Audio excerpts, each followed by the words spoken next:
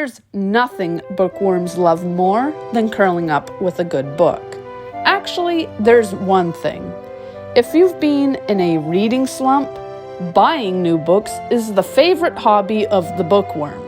Unless you have towers of books and overstuffed shelves brimming with months of untouched purchases, can you truly call yourself a bookworm?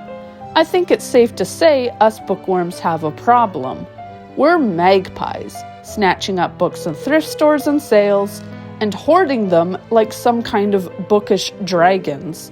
We promise ourselves we're going to go on a book buying ban, but next week we're at it again. The popularity of BookTok book hauls doesn't help, as the desire to film these videos worsen rather than help our problem. Therefore, I'm here in true bookworm fashion to make the problem even worse. You're welcome.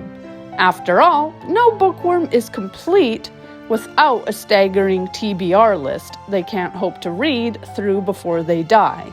If you're a mood reader who can't find anything on your list which appeals, or someone who just wants to get out of a reading slump, there are several ways to find new books to read. Some of these methods will point you to popular books, but others will allow you to find books that might otherwise have been forgotten, or books that were big at one point but have since been overshadowed by the heavy hitters. Before we continue, I'm Riley and this is Otherworldly Fiction.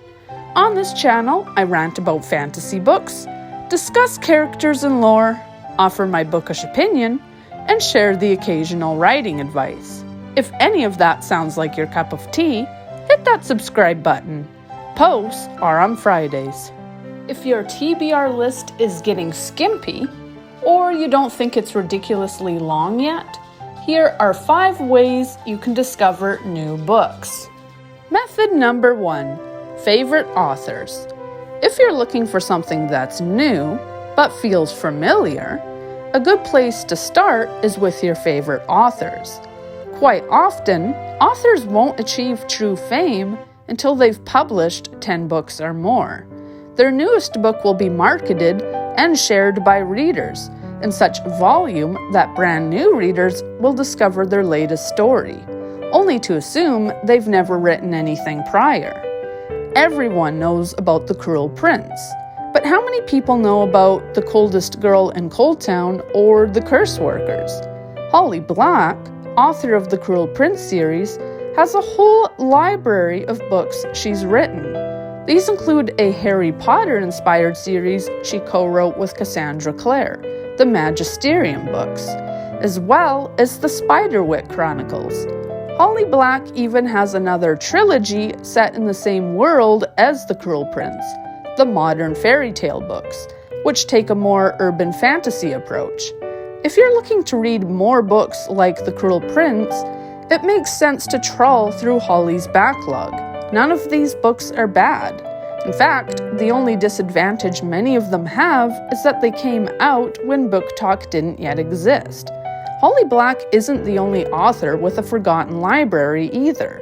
George R.R. Martin is known for Game of Thrones, or A Song of Ice and Fire, but he wrote several books prior to his heavy hitters. He also has his Egg and Dunk books, which are little spoken of despite featuring several entries. Yet another example of a writer with an extensive library is Colleen Hoover. Though people discuss the same 5 books on BookTok, she's been writing for years and has amassed a library of 20 books. If you enjoyed Verity, you can take heart in the fact there are 19 more books for you to check out. Plus, if going through a favorite author's bibliography wasn't enough, most are still writing new content. If you love the ACOTAR series or Throne of Glass, the Crescent City books, featuring most of the same tropes Mass likes to return to, such as the Fae, would be a safe bet for an enjoyable read. Number 2. Visit the bookstore. If you want to read something you've never heard of, the bookstore is a good bet. Be it a used bookstore or Chapters, there are thousands of traditionally published titles which are simply glossed over. For every Cruel Prince or Hunger Games, There are hundreds of novels which sit beside them languishing. If you've read all the popular stuff, it might be time to select a book the old-fashioned way. Pluck a book from the shelf which looks interesting, read the blurb, and take it home. Not because somebody else liked it, but because it sounds like something you would like. There's always a risk with this, of course. It might be there was a reason no one was talking about the book. But in most cases, good stories are simply overlooked. We have a limited capacity to care, which means people usually can't focus on more than a handful of books at a time. This means a small minority gets the majority of attention, but you can change that. If you happen to be a producer or a popular influencer, your choice to share a book no one has heard of can give the writer a real boost.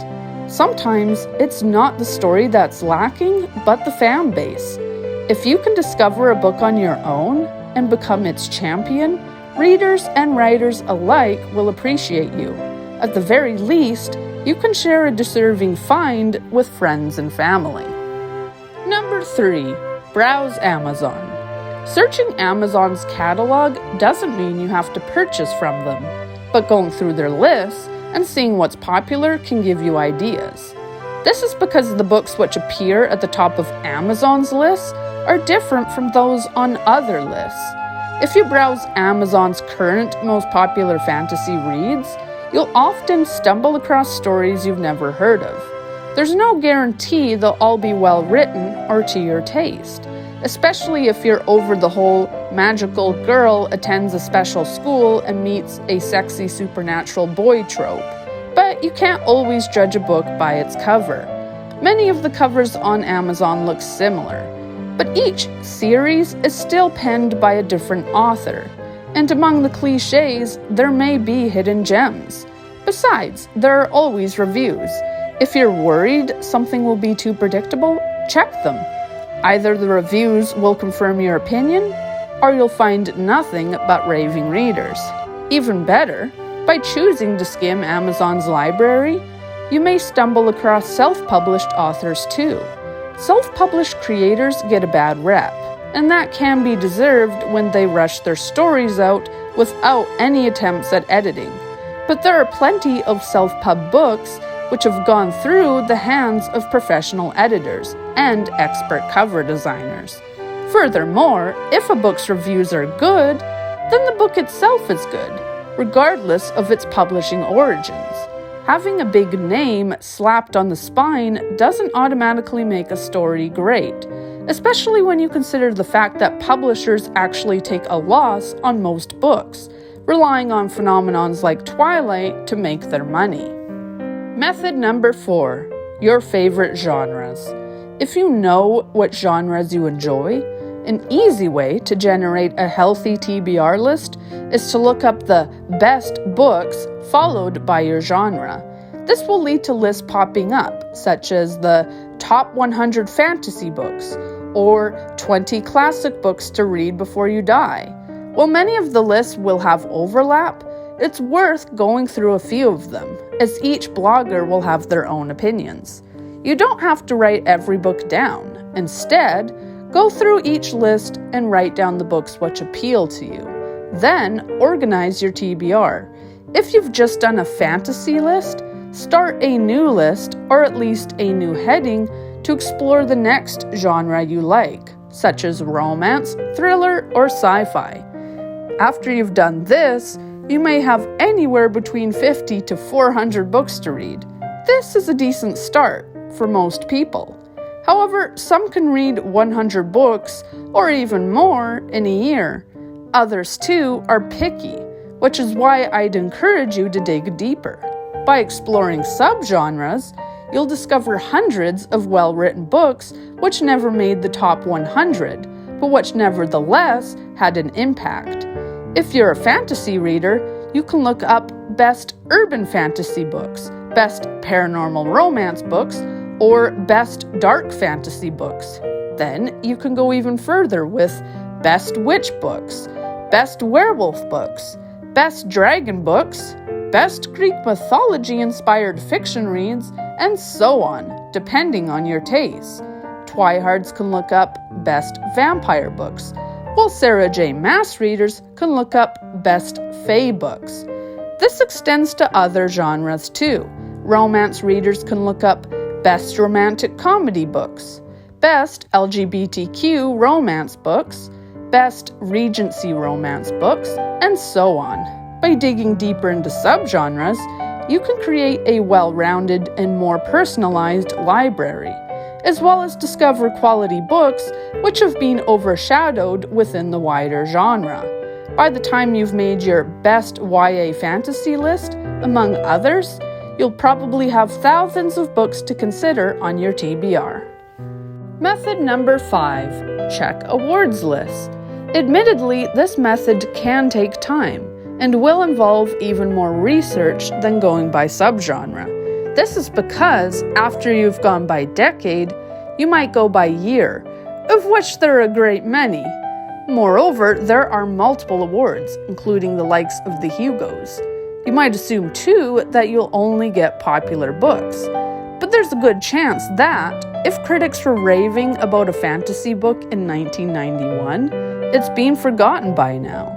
Not because it's bad, though some might age poorly, but because our eyeballs can only focus on so many things, and the market has become oversaturated. Now, what do Silverwing, The Secret of Nim, and the Gunny Rose series all have in common?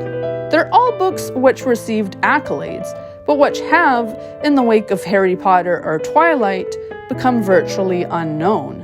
The Secret of Nim might ring a bell because of its film adaptation, but how many people realize it was based off of a book? N.K. Jemisin also won multiple awards for her books, but she still had to work a day job. Why?